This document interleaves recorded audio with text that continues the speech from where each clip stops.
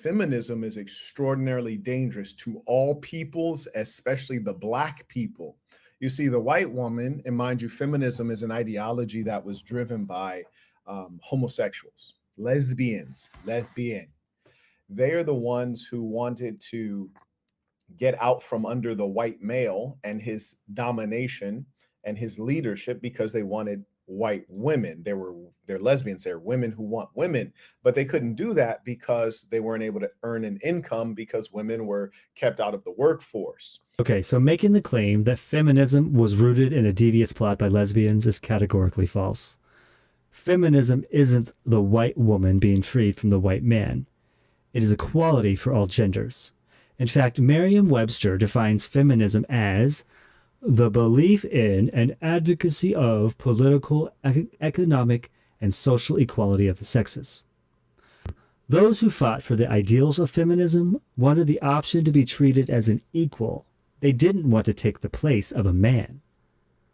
So the lesbians actual driving force to get into the labor market was to be able to be a provider and most importantly be independent from whom? From the white man. Why? So that they could engage other white females. So it's their sexual perversion that drove them to put forward the most foolish and destructive ideology known to humankind. But for a little bit of background, homosexuality has been a taboo in many cultures and parts of the world for millennia.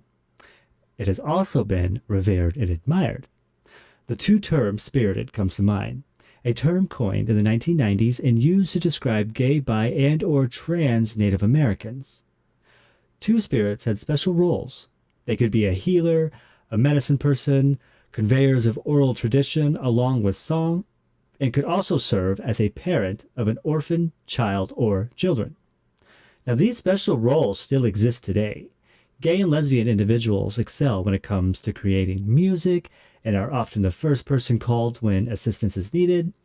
Even the idea of adopting children has become more accepted in society. Although the evangelicals would rather fill office buildings with foster children, but I'll digress. The ability to be married and live as an open homosexual in the USA is a rather new way of life. When my little brother got married in 2011, I could not.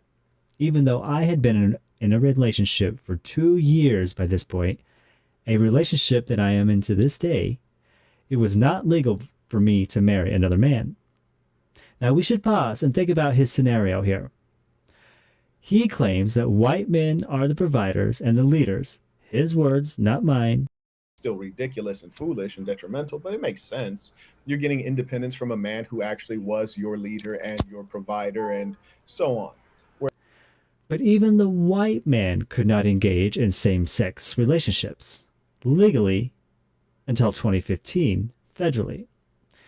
Even if feminism had progressed without any objections, same-sex relationships would have still been seen as illicit and illegal for over a century.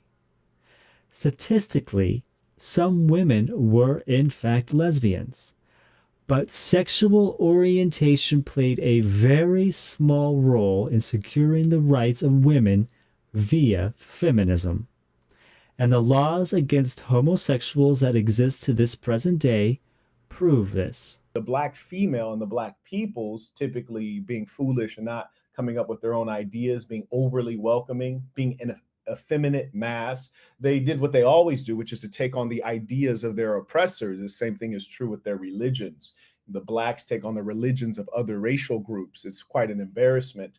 They still do it to this day. I also want to touch on the history of feminism, because I think this creator thinks that feminism just sprung up by a group of wealthy white women here in the United States sometime after slavery, and then the black ladies followed suit, and that isn't true. So let me show you.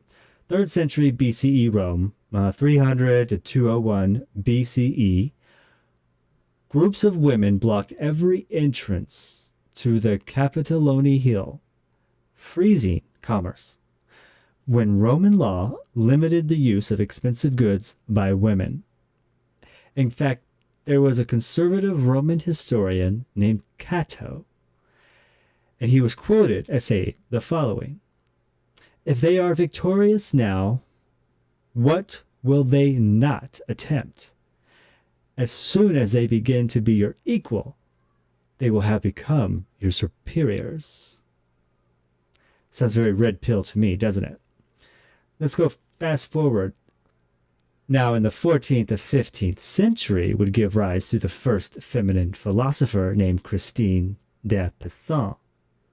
She demanded education of girls and women, ending marital oppression, and she also lambasted the demanding wardrobe bestowed on women of the era.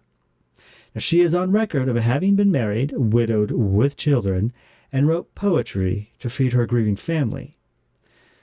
She demanded equality because she believed women could be equal to men given the education. It was not satiating her unyielding appetite for cunnilingus.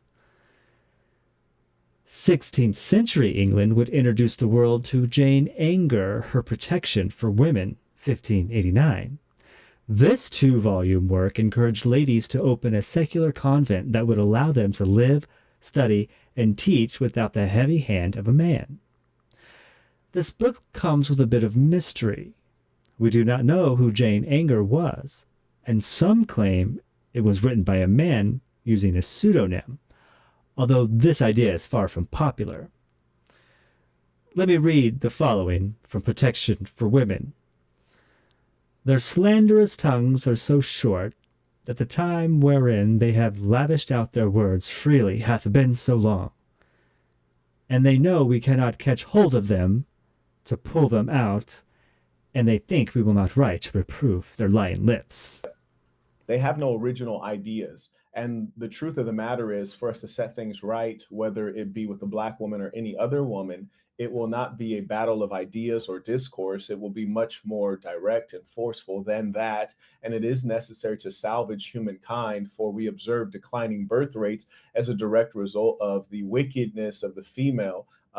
Now, this statement is not only violent, but it's also repugnant, because state governments have started directly passing laws that force a woman to carry a fetus the full term, resulting in numerous pregnancy-related deaths, mutilations, and even unwanted children. A startling realization that I recently became aware of as of 2022, around the time of pregnancy, a person is more likely to be killed by a domestic partner with a gun than die from complications of pregnancy. Black women are 3 times more likely to be murdered than a white or Hispanic woman. How much more force needs to be applied? Fantastic. Now, some say that there is something worse than death, and I truly hope that is not his intention when making this statement. And I'm going to read directly from a book called The Age of American Unreason, written by Susan Jacoby, page 9, and it says, "It is all reminiscent of the exchange among Alice, the March Hare, and the Mad Hatter in Alice's Adventure in Wonderland." "Then you shouldn't say what you mean," the March Hare tells Alice. "I do," Alice hastily replied. At least, I mean what I say. That's the same thing, you know." The Hatter chimes in, "Not the same thing a bit. Why, you might just as well say that I see what I eat is the same thing as I eat what I see. In an ignorant and anti-intellectual culture, people eat mainly what they see." So I'm going to take this little time at the end of this video and just let you know, if you have a nephew, a cousin, a son, a brother, what have you, and you're seeing them watching videos like this, don't laugh. Don't call the creator a name and just brush it off. Take this seriously. You need to sit down and watch the video. You need to sit them down and watch videos like mine. And you need to show them that what that man is saying is factually incorrect. He is just out of the gate incorrect. No facts just right off the cuff. And that is extremely dangerous. Remember, in an ignorant and anti-intellectual culture, people eat mainly what they see. Thanks for watching. Claiming her independence. Well, okay, I get that. It makes sense at